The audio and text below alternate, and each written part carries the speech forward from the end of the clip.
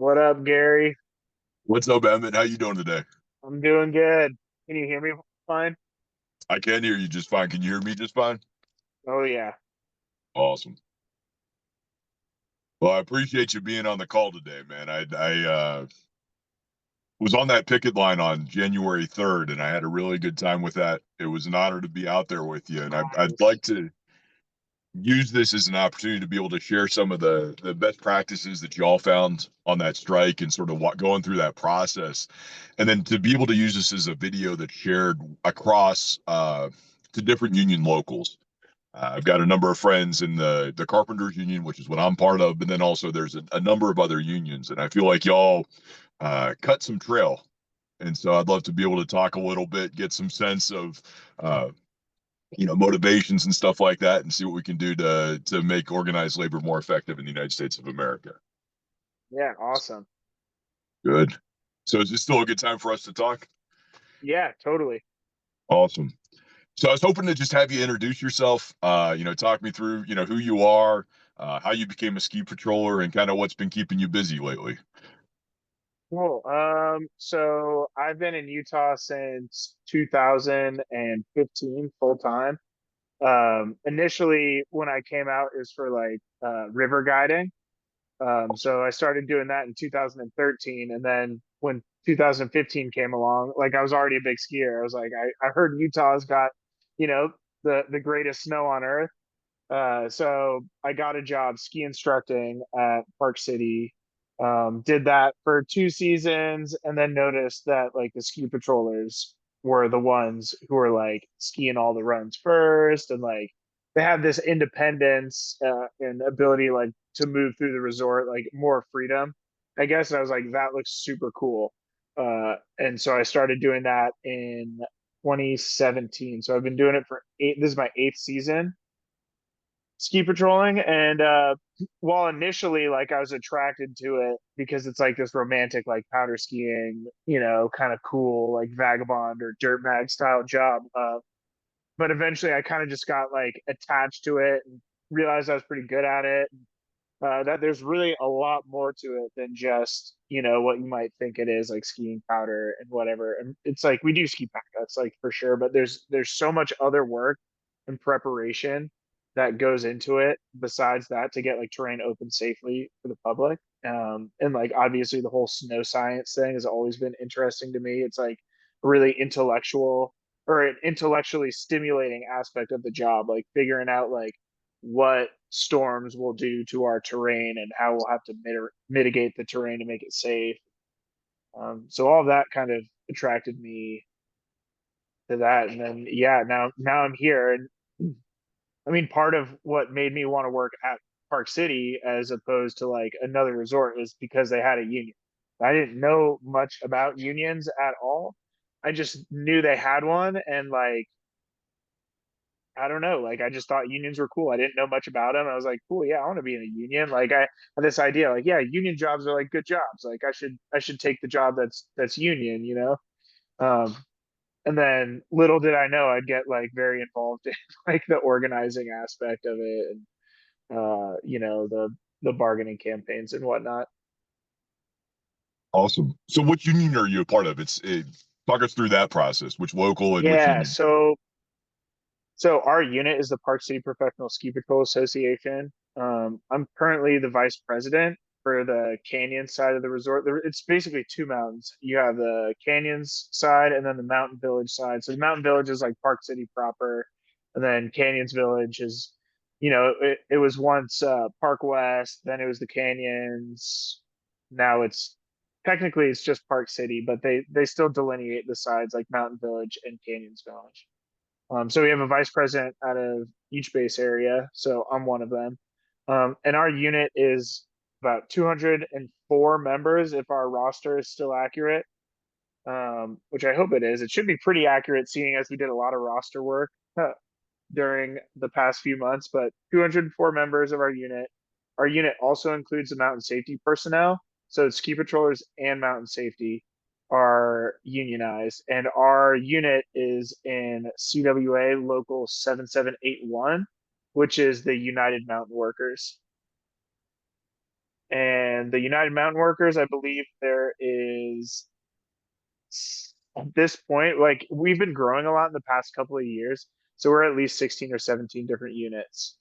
And those units are mostly ski patrol, but we do have two lift maintenance units as well as a bike patrol unit. So, the door is always open for other departments on the hill, like ski instructors, lift ops, etc. Like anyone, food and bev, anyone who's willing to organize, we definitely want them. Excellent. So in that, since 2017, walk me through the process. So you chose working at Park City because they have a union, and then how did you actually become activated and become a member of leadership within your union? That's a great question. Um, I don't know. It's like our board structure, like kind of how it's written in our bylaws. Like we haven't had like a board yet that's like served more than one like term, and a term for us is 2 years. Um, so in a way, the turnover is kind of a good thing because it gets a lot of people more activated. And our last bargaining, so before this last contract, we were bargaining in like 2021 or 2022, I believe. And I remember like I didn't have like an elected position at that point, but that was the first time maybe I shouldn't say it's the first time, but it was one of the times we almost went on strike because there's been some other campaigns in like the early 2000s when it was just the Canyons Professional Ski Patrol Association. But this was the first time I was a part of something where we almost went on strike. And I remember like and we didn't end up going on strike that time, but like it inspired me for sure. And like, I felt like definitely activated me to get more involved in, um, how the unit operates. Excellent. What's the best part about being ski patrol? I mean, the obvious answer is skiing. Of course. you know but it's like a pretty cool, like it's a really unique job. Like we interact with so many different people from all over the country. Like the people that come ski in Park City are from everywhere. And you know getting to interact with some of the guests, like there are times where it's like not that great, you really don't want to interact with them. But other times, like I'll find myself like riding a lift with someone and having like a cool conversation, especially post strike. A lot of people are like, hey, congratulations on the contract. And I get to like chat with them about that. So you get to, and so let's see, we got skiing, interesting people from all over the place. And probably the number one is just the ski patrol community. Yes. Like within our unit and within other mountains, like the ski patrol community as a whole is like very, very tight knit. It's a small community. um and you meet really, really cool, interesting people. Like I think it takes like a certain type of person to want to work a job that like historically pays really poorly. you know Yes. so you get to meet a lot of pretty cool people who figured out how to live on very little. Yeah, of course. It's such a unique group. I mean, I ski a lot, so in the winter I tend to take some time off and just go skiing. And being a part of the strike, it was amazing to me the variety of people that are working there, right? Like the number of conversations I had with people that were current or former military, that were it kind of ran the gamut. I mean, you had people that were, I think had emergency medical backgrounds, that had, they liked skiing, they liked snowboarding, they liked being on the mountain, they liked being outside. And it was just a really, really unique group of people. And it was fun to be able to see how people were supportive of each other. And I was there relatively early in the strike, and then I planned to be there at the end of the strike, and then it actually ended up settling, which was awesome. Yeah. But the public support was so amazing to me, because you'd have these people driving by in Porsches and fancy cars, and they would keep screaming, "Don't quit, don't quit!" Keep getting that pressure. I'm curious. I mean, what were the things that the public did that really made a difference to be able to boost morale and to be able to help during that strike? Oh man. Well, for one, our like strike, we raised over $300,000 on our strike fund. So I mean, that was huge, right? These are people like literally donating their own money to like help us continue our fight. I like we basically were able to compensate the entire unit with money to strike because currently like CWA's members relief fund wouldn't kick in until like about day 15 on a strike. So we were able to cover up all of the time leading up to that if we were striking for the long haul to cover people's wages, missed wages while we were out on the picket line. So that was Wow. huge. So we were able to cover missed wages, and the public was constantly dropping off food, like constantly, like free coffee, like donuts, sweets, cinnamon buns. Like eventually we had to start like telling like people like the media like, hey, can you guys bring like, a vegetable platter or like, That's we were getting so much pizza and like donuts and stuff thrown at us. So we didn't have to like buy food like at all. Like good. there's constantly food. We even grilled sometimes. We took some money and actually like grilled burgers and hot dogs for people on the picket line at least once. Um, so yeah, so the food, big help. Money, obviously, big help. And people were sharing our message on social media like far and wide. Like we were going viral. So that was awesome. Like our Instagram account grew from like 10,600 to now it's close to 30,000. So Wow. that yeah. So now we have like a super awesome platform built for, the next board and the next and however long we need to keep fighting, I guess. But we have a good social media platform now out of everything. And so yeah, like definitely the food, money, social media support, like it all was like played a big part in our success. Makes a huge difference. So it was about a year ago that you all were having the negotiation, being able to work with Vail Resorts, trying to be able to develop a path forward. The high points that I remember looking at was that the starting wage was $21 an hour, and trying to be able to get that starting wage boosted up to 23 an hour.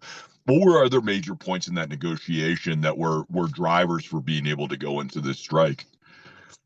Oh man. Well, yeah, so that was like, just like one small aspect of the contract is trying to get like a better base wage structure. So we wanted everything to be based around like one number and then people with tenure or people with different positions. Like right now we have it broken down as rookies or entry level patrollers, intermediate patrollers, advanced patrollers, and then like myself, I'm a specialist. We also have snow safety specialists. So we wanted to like start from this one number and have um, like percentage based increases for different levels. So like obviously the media is going to latch on the most tangible thing, which is they want to go from 21 to 23, and really we were asking for like quite a bit more, but um, it was all like pretty well researched. With we researched our ask and how much our ask was going to cost the company. So when we were coming to the table, we knew exactly like, hey, this is like literally what we're asking for. We've done the research. We know you can afford it, etc. Um, so we're really trying to like ask for a base wage structure that would support tenured patrollers, and really everyone, right? So the rookies got a bump, but we really wanted the biggest bump to address wage compression. So like folks who've been working for like 7, 8, 9, 10+ years. In our previous contracts, it seemed like you would hit your fourth or fifth season and you'd kind of plateau. You wouldn't really be seeing too much more wage increase, and it definitely seemed like Vail for a long time, and this isn't even just a Vail thing, but just like industry wide. Like I think the ski industry was banking on turnover of their employees so they could keep wages low, and get people who are excited to come in and do the job, but like keep them paid low. And the idea that they'll do it for like 2 years and then they'll go on and do something else. Um, but I think we like literally won a contract that like addressed all of that. Got some of our most tenured controllers like some pretty serious uh raises, like in some cases upwards of like $7. Awesome. Yeah, Congratulations. Did you expect it to thanks. settle as quickly as it did? Honestly, had no idea what to expect. It was one of these things where it's like,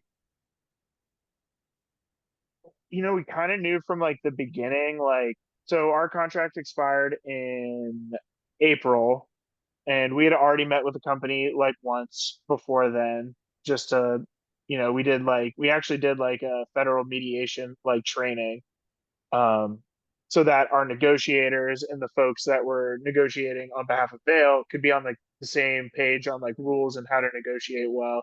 So we like started off from that, and then rolled into the summer with a few sessions, mostly working on small like contract items like grammatical changes, easy stuff. And then wages were proposed, ooh, I believe in October. And once that was once wages was proposed, they like started delaying quite a bit. Classic union busting tactic, like delaying.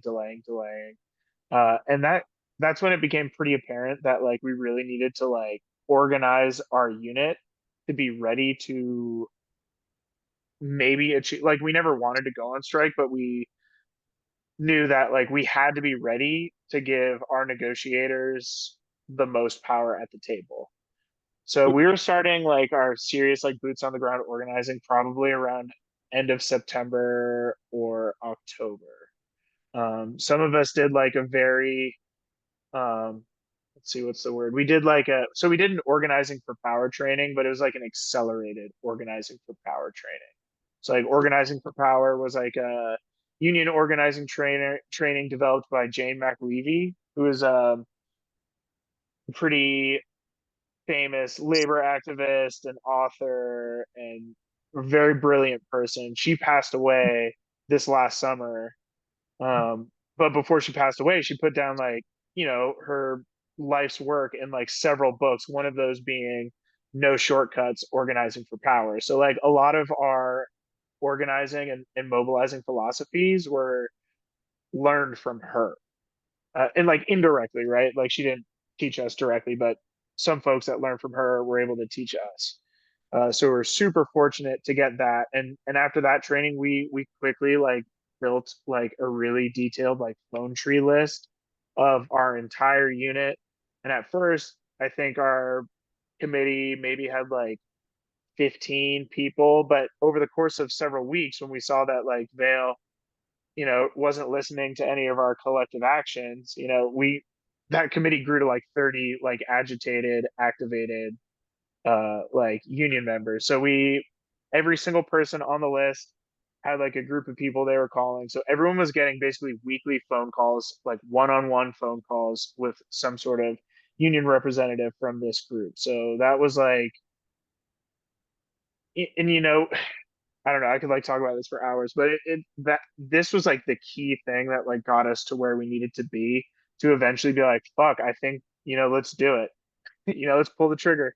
Like, um, but yeah, we were using this phone tree and the spreadsheet to like track all of our collective actions. Like first collective action or the first major collective action we did, um, we didn't want it to be like public yet, right? We needed to test the strength of our group. So what we could do in a non-public way to see how mobilized we were is let's see if we can get every single person to a just general union, you know so we had like a set of phone calls just being like, hey, so we have a union meeting coming up, yada yada yada, educating about why it's important, listening to their concerns, and we actually got a really good turn. Not like 100% or anything, but for like a first kind of action, we got like really good turnout, better turnout than any union meeting I can remember. So that was like the first like really good sign. And I think in that union meeting, we also like, in an effort to be transparent, we're like, so this is the exact wage proposal we've sent to the company. We went over it in detail. So everyone hopefully would be on the same page about like what we're actually asking for. Definitely transparency in these phone calls, like telling people like what's going on at the table, I think really helped people stay engaged. Um, So we did that. Our next big action was everyone wearing their t-shirts, their union t-shirts to a general meeting.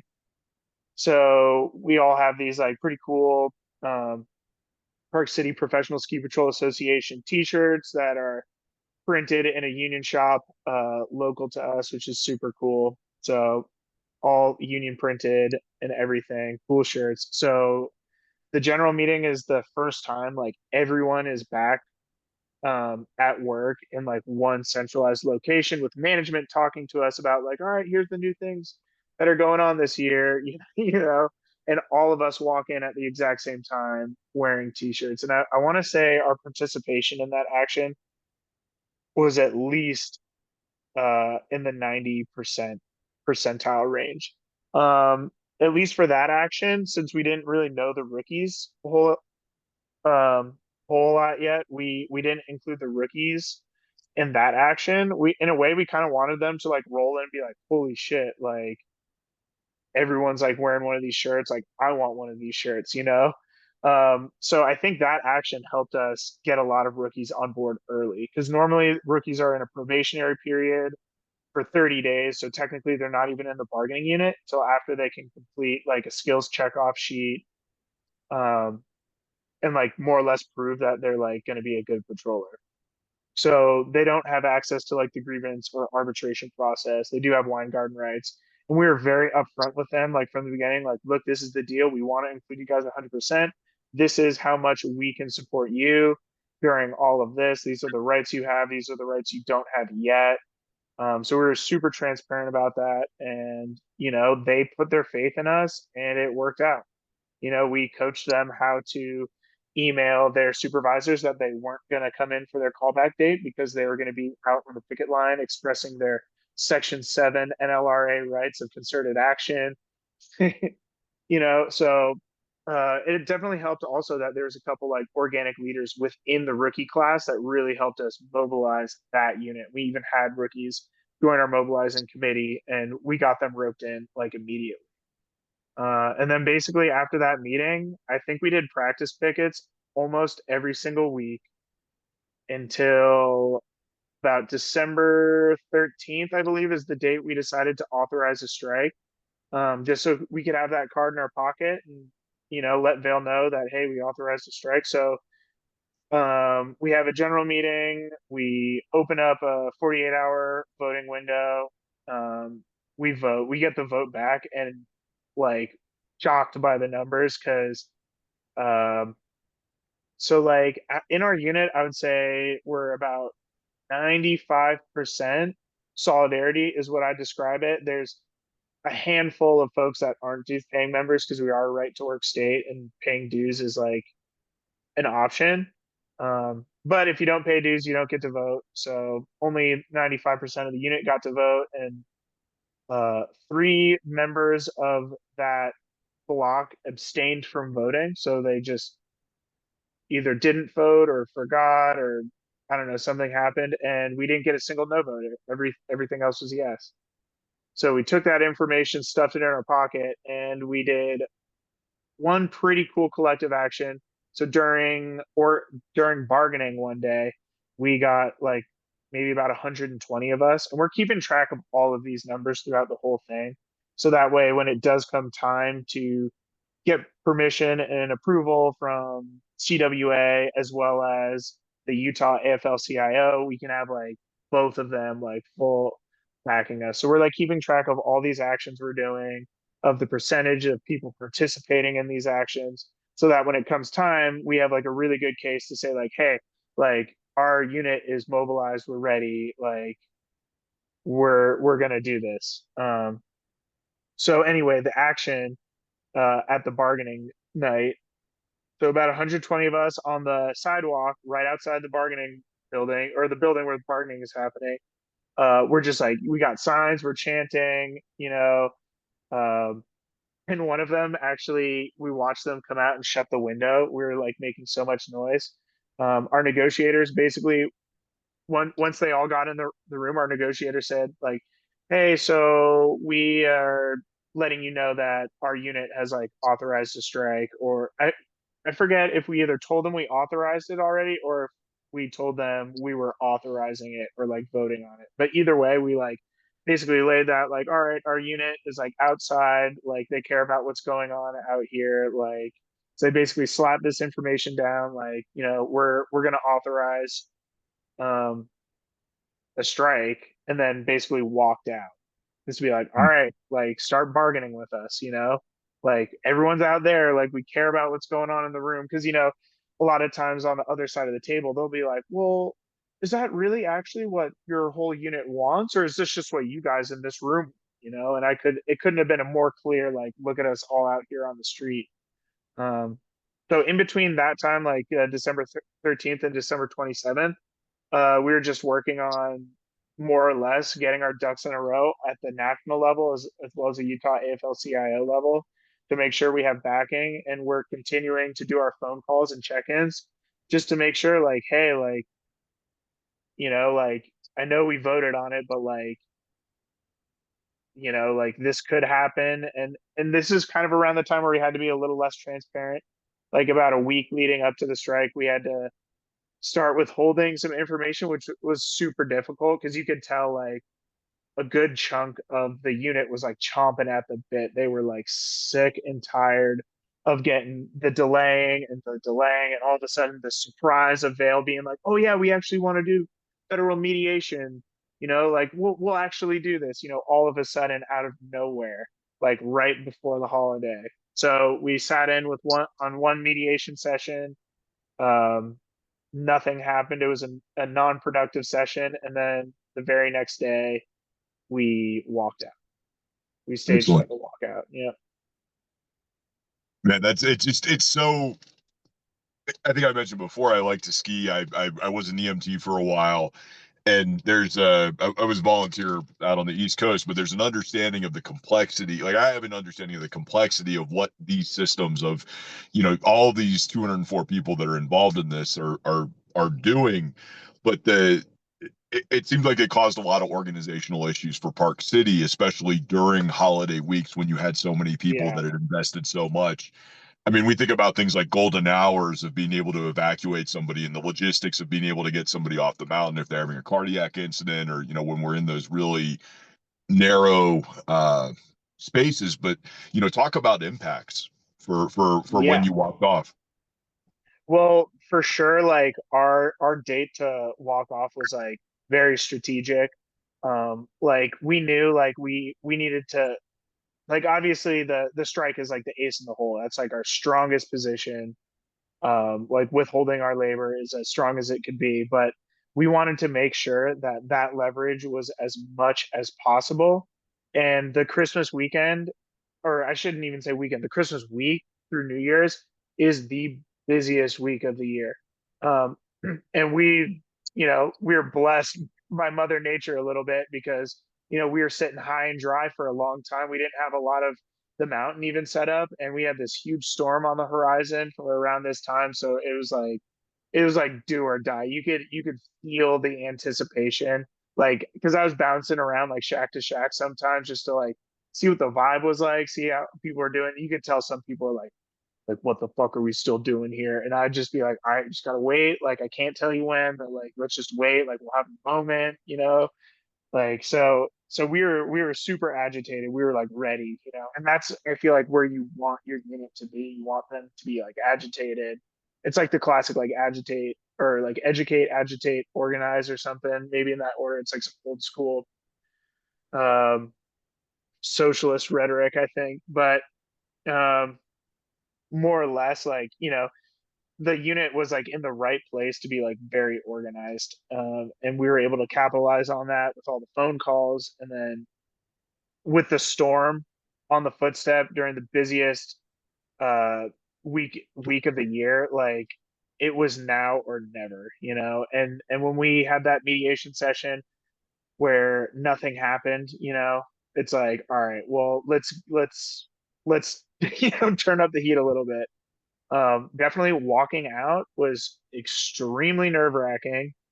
So um, so I led the walkout at the Canyons, and the other vice president, Nick Smith, led the walkout on the Mountain Village side, and we basically the night before it's like 11 p.m. and we've already like sent like messages out, like our text to the mobilization group being like, "Yo, this is happening tomorrow. Like, zip it."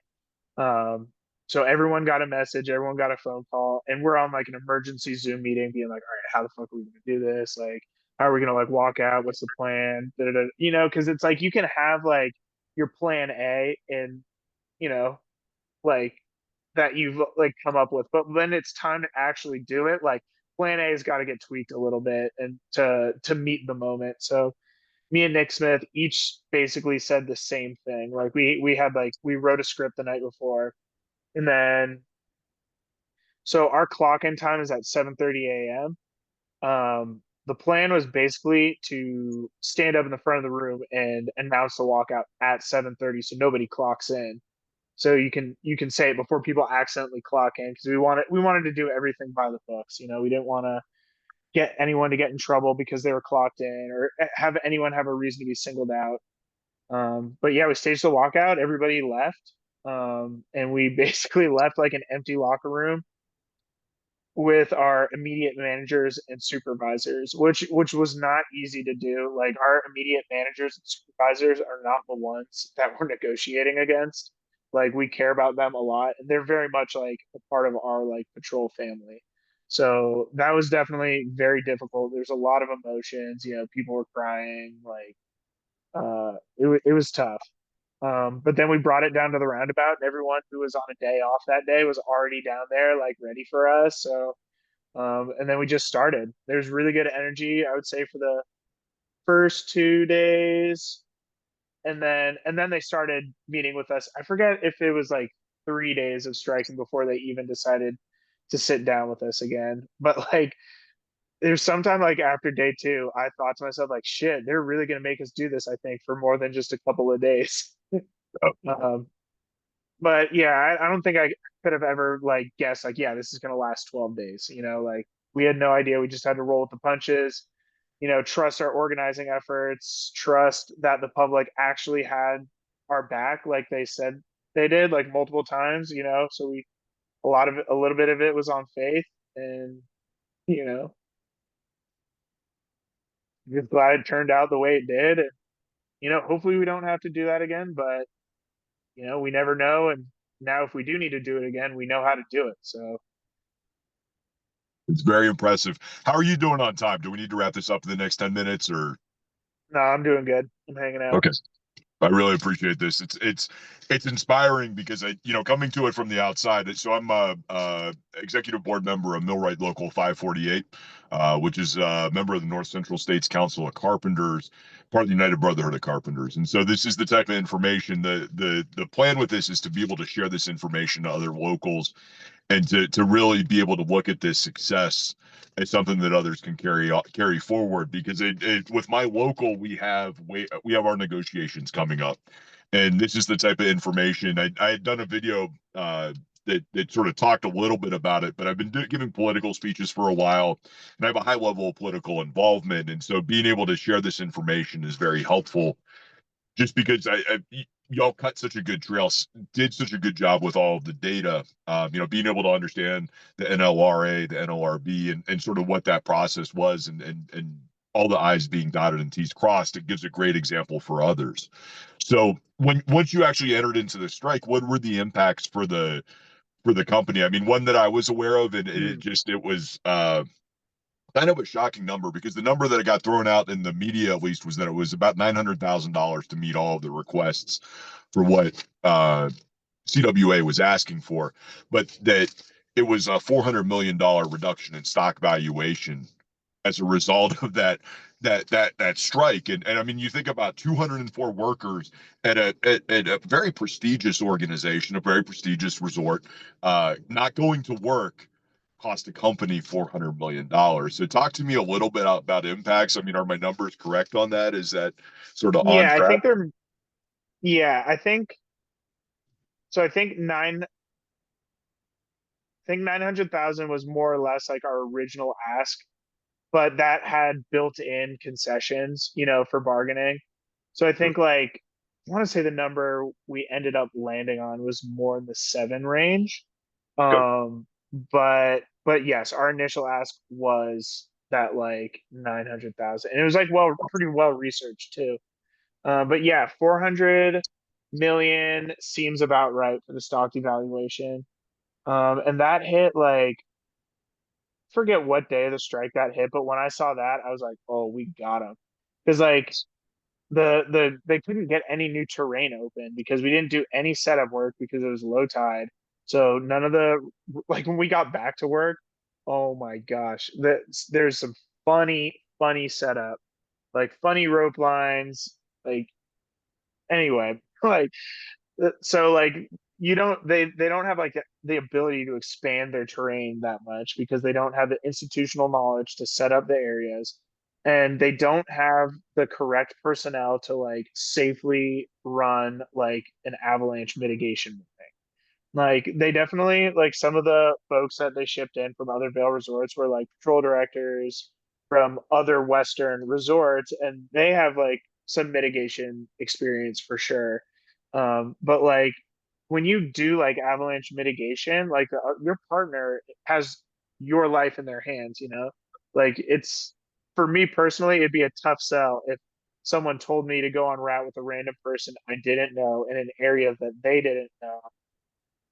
You know, it's just like there's no like like I get buried and now my partner who doesn't know where we are, how are they gonna communicate where I am? Like who are the people on the routes near us? Like, you know, it's just there's not like a good like safety net. Whereas when we go on route, I know like, all right, these people are on route like right next door to us in this area. Like I got these people over here. So if something happens, like we can mobilize and like do something about it. And it's always our like worst fear to like get taken out by an avalanche or dragged through a bunch of trees. It's like dangerous, like serious work. So like to then like do that work and like trust some random person, like it's just not realistic. So like a lot of terrain like wasn't getting open because like they just didn't have the staff to like open the terrain safely. They were running with like a skeleton crew on the busiest weekend of the year. It's just like all the videos I saw, it looked like pure pandemonium. And then there's this Wall Street guy. There's Wall Street people skiing at the resort, and then they go back from their vacation, and then they talk about it with their Wall Street friends. And I feel like that played a big part in this. Like wealthy people like to ski; they like ski vacations, and they people who work on Wall Street unfortunately have like quite a lot of pull, for better or for worse. But I guess for us it worked out for better because I think it got the message across, and that's when they really started bargaining with us. We're actually getting movement. Excellent. Yeah, I remember watching I saw the clip on whatever the financial program was, where it was the person talking about how they were at Park City for that amount of time and how little they skied and how great the snow was. And it's a very frustrating thing when you're out there and you can't actually be able to get out and enjoy it. And I can't imagine spending, ten or $20,000 a week and not getting that level of experience. And Yeah, it's such a I think it's such an important thing throughout the discussion of what we do as a country, because you have this bifurcation of like where people are financially, right? There's this idea of, well, I was at Jackson Hole a couple weeks ago, and I was talking to some people from France, and these were fairly high level people. And from my understanding, being ski patrol in France or being a ski instructor in France is a very serious career path. And I think it's this very serious career path here, but it's not appreciated in that same way. It's seen as like yeah, this, it's what you do for a couple summers before you go to work. And it's yeah. so Right. important It's to like you're understand. 21, 22. Like yeah, you come out, you're like young, passionate, and because you're so young, they're like, all right, you'll take like $10 an hour. You know, Right. they exploit the romanticized ideal of ski patrolling. Yeah. Paid in sunsets, paid in powder. We're like, no, can't pay the bills in powder. I mean, powder's fun, and I definitely want that as a perk of the job, but like that does not pay the bills. No. Period. I mean, those great turns are great, but yeah, it's a different thing. That's excellent. What other information? I mean, do you have anything I haven't asked you that I should have asked you that would be helpful to be able to get out as information to other union members to be able to, when they're going into negotiations, when they're considering, taking different labor actions and trying to be able to figure out how to deal with all of this? Dang. Definitely keeping good lists. Like I Okay. remember at first like doing like organizing training and they're like, oh, you need like to have a list. Like, oh my God, it sounds so boring and dumb. But like you really need like a good detailed roster of like every single person, every person's phone number, every person's email, and you need to have every single person ranked like 1 through 3, like ones being like, like activated, like enthusiastic unionists, twos being like, yeah, I'm going along with the flow, like, yeah, the union's cool, and then threes being like your folks that might be a little more like anti-union, like why would I need a union?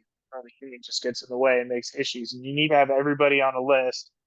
And then when you're starting like a bargaining campaign, you need to be like 3 months ahead of where you think you're going to be. You know what I mean? Like if you think like, because when we were bargaining, we're like, all right, well, here's Christmas. This is going to be an excellent time to strike. We need to plan everything up until this date. And if we haven't hit a certain mark in bargaining, like this is what we got to build towards. We have to be ready to strike at this date. And it takes months. So, like, I would almost describe it as like people need to run like a strike ready campaign to like win big at the table.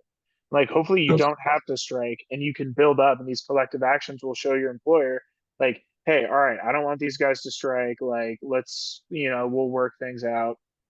Um, Also, I feel like it's important to build concessions into your contract. Like don't just ask for what you want, ask for what is reasonable, but more than what you want, because like it is still bargaining. Like you're going to come down. So if you want to get a good contract, you got to shoot for the moon and then land among the stars. You got to ask for a little bit more within reason and have a couple things built into your bargaining structure that you can take out so that you can ultimately get what you're asking for. Um, yeah, and then the whole like mobilization structure and like having one-on-one conversations with your coworkers, finding out where they stand, and what agitates them, and having those conversations like that, like is the most important part to get people like organized to do these actions, and then like setting some sort of progression of these actions, right? Like do something easy out of public view, like come to a union meeting. As simple as that. Come to a union meeting. And then like wear your shirt on this day. Everyone, we're doing a practice picket here, and just like building this up. And then external organizing, like lean on your union siblings locally. Like there's, in Salt Lake, I feel like we have a pretty awesome union community. Like we have CWA Local 7765. They're the hospital and campus workers at the University of Utah, Utah State University. They've been an awesome resource, and they got me in touch with folks from the Teamsters, like AFSME, like the Teachers Union. So we're able to get in touch with all these different people who are like willing to support us, and even lend a hand on the picket line. Come out, even a group of like 3 or 4 people from like a different union showing up to our picket line was like a huge morale boost, because they'd be like, wow, you guys are like kicking ass, and like encouraging that. Um, I don't know. That's like I feel like the core things, like setting your date, building up to that date to be strike ready, and like pick a good date where you could make like a big impact, and then hopefully, if everything goes well, you don't have to strike. But That's if you have to, you've done all your homework, you're ready to, you can do it, and you can work. that's good. I'm curious if you've gotten feedback from Telluride lift mechanics, because it sounded like they were right on that precipice of going on strike, and then they didn't. And I'm curious, was your labor action, that unfair labor practice strike, something that benefited them? that you're aware of? So you're talking about Crested Butte lift maintenance? Or Crested Butte, I'm sorry. Yeah, Yeah. Crested Butte. That's how you're right. So I haven't chatted with any of them specifically, but so Crested Butte lift maintenance and Keystone Ski Patrol were both bargaining at the same time as our action. Um, and they both got tentative agreements. I don't know if they officially voted yet or if it's officially passed, but it sounds like both boards of those units like unanimously supported the contract. So I'm sure that they probably did go through. Um, so I don't know the specifics of their contract, but I think our action definitely played a role in them getting contracts. And I believe both of them were fighting for their first ever contract. So I don't know. I don't know. I honestly, I just got to see what their contracts are. Like, I don't want to speculate too much on what they are, but they got agreements Good. not too far after our strike and before the end of the season, which is huge. Like a lot of us, the lift maintenance people, they work year round, but as ski patrollers, like being able to like get that contract win within that season can be tough because like the classic union busting tactics of delaying, dividing and conquering, like they will use the seasonality of the job to their benefit every time, Of you course. know. That's awesome. I'm pretty good on questions on my end. Is there more that you want to add or questions you have? Anything? Uh, Not that I can think of right now off the top of my head, but if I think of anything, like, I mean, we should for sure keep in touch. Like, Yeah. if I think of anything, I can ask you, but I appreciate it.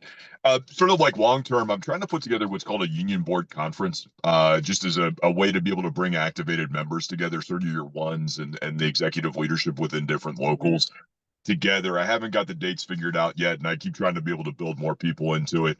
Uh, but again, I've got these political speeches that I've been giving, and they're in PowerPoint, and so trying to be able to take that as something that can be deployed so that you can take that to your local, others can be able to take it to their local. There's specific data. There's an economist named Michael Zurob who has done some really great work looking at right to work, the impact of right to work on states and organizing. And Wisconsin specifically had gone right to work. And so they had data of what it was on workplace injuries before being right to work and then after being right to work. And there was about a 1 per 100,000 increase in number of workplace fatalities. But there's a lot of this sort of uh, data nerd information that I think can be deployed out, and that's something I definitely will keep in touch with on because I'd like to be oh, able to see nice. this information get out. So if we can Yeah. get this to members, I think it'll make a huge difference. Yeah, that's like the classic. Like, I mean, they just passed HB 267 here in Utah, Yeah, which was like, oh man, so bad. But it was the same thing. Like, the senators and representatives that were pushing this bill were saying like, well, there's no actual data that shows that it's going to be any less safe, and they're just like gaslighting police officers and firefighters and stuff. I'm like, are you guys kidding me? Like, oh, it's so bad. But yeah, I'm definitely a keep in touch about that. I appreciate it. Yeah, and we'll do lots of good work with it. I mean, I'm really grateful for you and for the just the bravery of the team that you're on. I mean, it's inspiring. It was, I was there from open to close, and it was so inspiring to be able to be a part of that, to be able to see, just a really great group of people that are motivated, that are activated, that are engaged and willing to stand up for something that they believe in. And it was just an amazing experience for me.